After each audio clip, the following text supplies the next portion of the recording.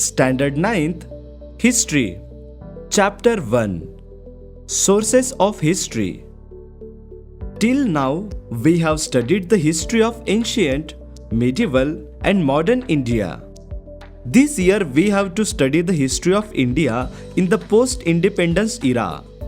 Sources of modern history are different from those of ancient and medieval history. We can study history with the help of various sources like written sources, material sources, oral sources, and sources in the audio-visual medium. In the modern period, we have to take a note of various sources at the regional, state, national, as well as international level. We can write history with the help of these sources.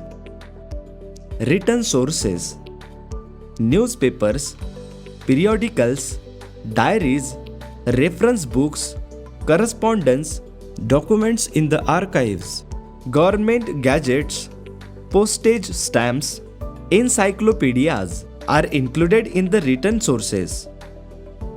Do you know?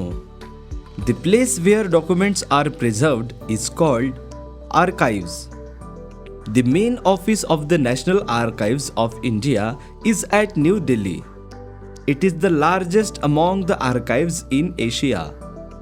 Just as newspapers are considered the fourth pillar of democracy in the modern period, they are also a major medium of information.